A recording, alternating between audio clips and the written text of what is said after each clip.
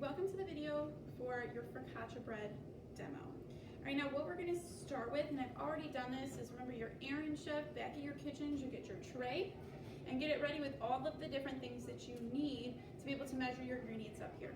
For this lab, you'll have oil, salt, garlic powder, and yeast up at the front table. So what I've done is I have a custard cup for each of my 3 ingredients, as well as the measuring utensils that I need to measure them. So I'm going to come up to the front and I need 1 package of yeast. So I'm just going to grab this. I don't need to measure this at all. I just grab the whole package and put it on my tray. I need 1 teaspoon of salt. And so I'm going to measure out my 1 teaspoon. Remember, I'm not doing it over my custard cup because that's where I want to put it and I don't want more salt than I need. So I'm going to put that in my custard cup. That's good to go. I also need a teaspoon of garlic powder, and so I'm going to just scoop up my garlic powder and then just kind of shake it to level it off.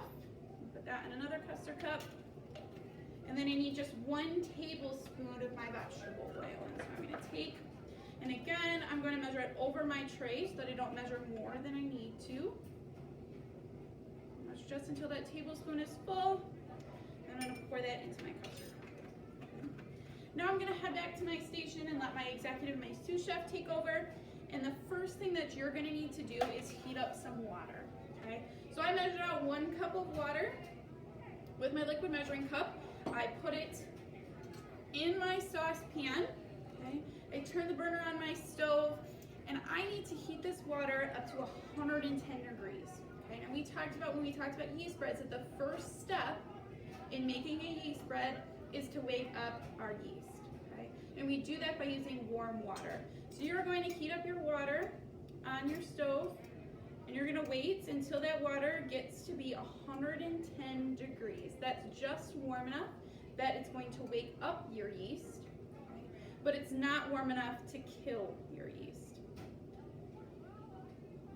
Right? I need to heat my water up just a little bit longer, but if you don't heat it up to 110 degrees, then you won't have water warm enough to wake up your yeast and your bread won't rise. But if you heat it up past 110 degrees, then your water will be too warm and will actually kill your yeast and your bread still won't rise. So you want to make sure that you're getting as precise to 110 degrees as possible. And so as you're warming up your water, you're going to want to make sure that you leave that thermometer in the entire time that you're heating up your water. Okay? And that way you can turn it off right when it hits 110 degrees. And so you don't get more or less. When you have your thermometer in here, you also want to make sure that it's not touching the bottom of the pan, because then you're taking the temperature of the metal pan itself, which will be a lot warmer, and you won't have the actual temperature of the water. So your water may not be hot enough, which means your yeast won't activate. Okay? So once my water is at 110 degrees, I'm just going to pour it into my bowl. I can set this aside. In this bowl now, I'm also going to put my packet of yeast, and so I'm just going to cut it open. Remember, we talked about how yeast is a living organism. It's just that right now they're all asleep, they're all dormant. And so this warm water is going to help to wake them up so they can do what we want them to do. Okay, so I'm just going to stir this a little. In talking about yeast breads, remember this was the first step in our process. Does anybody remember what the second step of our process was? After we've woken up the yeast, what do we do? Right? After we wake up the yeast, our yeast needs something to eat. Okay, and so we're going to feed it some sugar, right?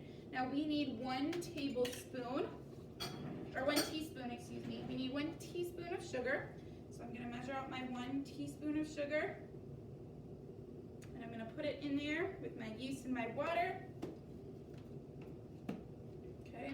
Then I'm also gonna add my salt and my oil at this time too. Okay, so I'm gonna add all of those different things in here with my yeast.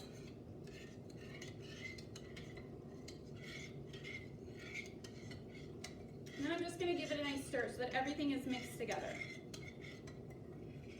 Now this step 1 and step 2 on your recipe, this is called proofing, okay? And so we're gonna set this bowl aside for now.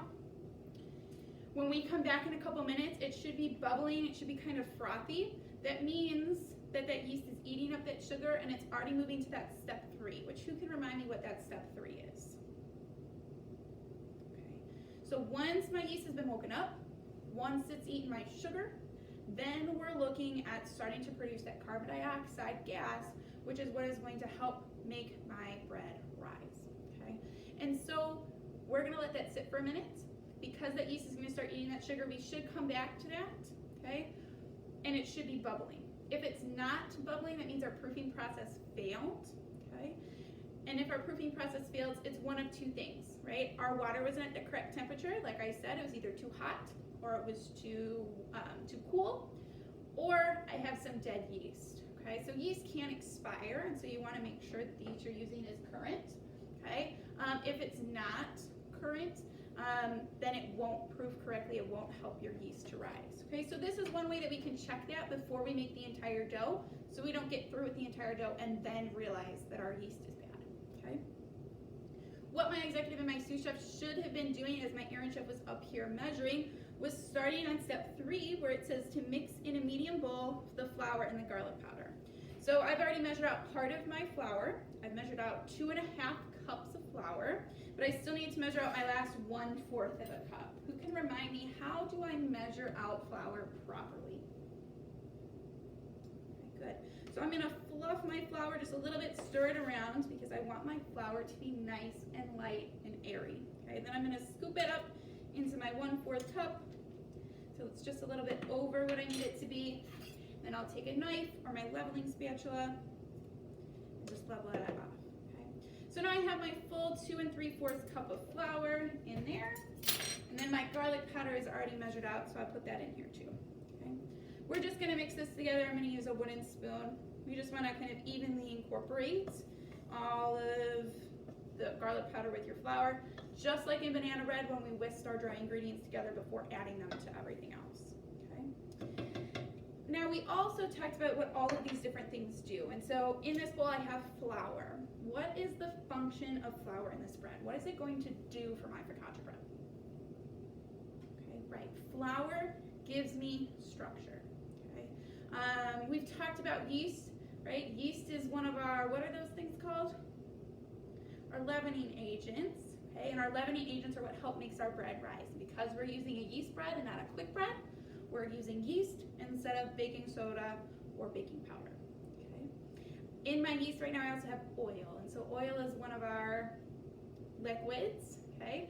And those liquids help to do what for our bread? Right, they're just adding moisture, okay? So they're just helping to add some liquid to our bread in addition to, or to kind of combat all of the flour that we're putting in, okay? Our sugar right now, because we're not adding a whole bunch of sugar, our sugar is just there to feed the yeast. We're not trying to make a sweet bread like our banana bread, so we don't really need the sugar there as our flavor source, like we talked about as the function of sugar. But in other breads, right, in our banana bread especially, that's what we would be using sugar for, okay? So our next step is step number 4, and that is going to be to stir together our dry and our liquid, okay?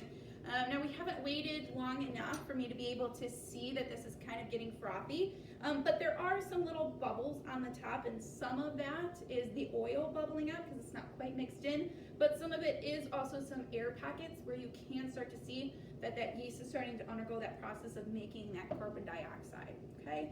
And so while it's not super frothy quite yet, I'm pretty sure that this yeast is going to work, and so we're gonna move along with our next steps of the process, okay? So all I'm going to do is I'm going to take a little bit of this dry ingredient at a time and add it to my wet ingredients. We're not using the hand mixer today, so we're just going to use a wooden spoon. Okay, so I'm going to stir this together until this batch of flour gets combined. And then I'm just going to add a little bit more flour and kind of keep going. Now the more flour that you add, the thicker this is going to become, and it's going to start to make a dough. Okay? And so it'll be harder to stir as we keep adding more flour in here, okay? And you can already see that it is starting to form a thicker substance here because I'm starting to add that flour. Right now we're at about the texture of what we were for our banana bread, but for our banana bread it was still kind of liquidy. We were able to pour it into our pan, but for this one we're looking for it to be an actual dough that we can knead. just kind of rotating my bowl, and adding all of this flour in. Now sometimes when we're making yeast breads, we can add too much flour, okay? And so we want to make sure that we don't add too much, which is why we're just going to add a little bit of flour at a time. So I still have some flour left in here, and that's totally okay. If you don't end up using all of your flour, that's fine. We're just going to make sure that we mix this really well, and then it's not sticky anymore, okay? So mine's still a little bit sticky, so I'm going to add a little bit more of my flour. But if you end up getting a bunch of extra flour in here, it's just going to make it really dry. So that's why we want to add our flour in nice and slow and stop once it's starting to come together into a dough, which is what I'm starting to get here. So I'm not going to add any more of my flour. There's not that much left, so I'll just throw that away. Because I've mixed it with my garlic powder, I'm not going to put that flour back in my flour bin because that could mess up a future recipe. Okay. So now we are on step 5. Okay. And so what we're going to do is we're going to start to knead this dough, right? But this dough is still a little sticky. As you can see, it's kind of sticking to my fingers. So what I'm going to do is I'm going to make sure that I put some flour down on my surface first, okay? And what that flour is going to do is going to help it from not sticking. So I'm just going to take a handful of flour. You don't need to go crazy with the amount of flour you put down on your countertop, but you do need just enough, okay? And then I'm also going to take some flour and just put some on my hands, okay, so that it will stop sticking to my fingers as well, right? So I'm going to take this dough out of here, and as you can see, right, I can mold this, I can move this, okay? So this is enough flour that I mixed in here because it's starting to form this ball of dough, okay? So we talked a little bit about kneading, about developing our gluten at the end of class when we were talking about different types of bread and all the functions and things. What was the analogy that I made to talk about how kneading affects the structure of my bread? Okay, right, so I said that my bread was like a stick of bubble gum. Okay, so right now I haven't done anything to it. If I take my bread and separate it, it will break, right? So if I took a piece of gum that hasn't been chewed yet and I just pull it apart, it's just gonna break, okay? But if I chew my piece of gum and then take it out of my mouth and try to pull it, it will get nice and stringy, it'll be really elastic, and that's what I want this bread to do too. So I'm going to knead this bread, and if it's starting to stick to the counter or sticking to your hands again, you're gonna wanna add some more flour throughout this process, okay? But the general motion of kneading is I'm gonna press down with my palm into my bread, I'm gonna fold my bread back over, and then I'm gonna rotate it, okay? I'm gonna press down into my bread, I'm gonna fold my bread over, and then I'm gonna rotate, okay? If you don't rotate, you're gonna constantly be kneading in the same direction. So you wanna make sure that after each time you press down and fold over, that you're moving the bread just a quarter turn, okay? So you're just flipping it to the next side. I'm having some stuff stick to my hands, so I'm gonna add a little bit more flour. So I'm pressing down, folding over, and rotating. Pressing down, folding over, rotating. Pressing down, folding over, rotating. Now what kneading is doing, and the process that it's going through in order to do this bubblegum type analogy, right, is it's developing the gluten, okay? Gluten is found in flour, and gluten is what makes those nice little airways in your bread. And so this is going to create little pockets of air that help make sure that this bread isn't super dense, okay? But it also is what's gonna help keep this bread together, okay? So as I'm going through this, you should start to feel it come together a lot more, right? So now if I try to pull it apart, it's not as easy as it was before, okay? So it's starting to get a little bit harder. It's gonna be harder for you to press it down in there and to knead. And that's a good thing. That's what you want to be happening, right? So the more that I'm kneading it, the more together that this dough is getting, okay? Once you're finished kneading, okay, once it feels like your dough has been worked, okay, it feels now like a chewed up piece of gum, okay, you are going to grease. So you're going to take some spray and you're going to spray the inside of a Ziploc baggie, okay, and we're going to put our bread in that Ziploc baggie. Okay, this way you'll be able to take your bread out tomorrow, otherwise it could stick to the sides of your bag, okay? We're gonna put this dough in the fridge and it's gonna continue to proof overnight. So this bread will double in size. So right now it's about this big, By the time we come in the next day, it will be about double this size, okay? Because that yeast is doing its job overnight, and it's eating that sugar, and it's producing that carbon dioxide, and it's rising overnight, and then it will continue to do that as we start to bake it, okay? When we do come in on the next day and we're ready to do day 2 of our focaccia bread lab, you'll take your dough, you're gonna get a pizza pan. We're gonna make sure that we grease this pizza pan. And then we're just gonna take with our hands and we're just gonna kind of slide, just kind of press out our dough so that it is the center or the circle kind of shape. So we're just gonna take our hands and kind of press it all the way around evenly. And then that's when you get that second piece of ingredients. So there's 2 columns of your ingredients list. The first column is all the stuff that you saw me use today. That second column is our topping for our focaccia bread. So it's a bunch of spices, some cheese, and some olive oil. Okay, and so what we'll do is we will brush on our olive oil with a pastry brush, and then you'll sprinkle all of those seasonings on top. So I've created in a baggie, you'll take them and put them in a custard cup, but you'll just mix your seasoning or your herbs and your Parmesan cheese together to make a little topping, and then we'll sprinkle that on top of the olive oil that you will have rubbed on there, okay?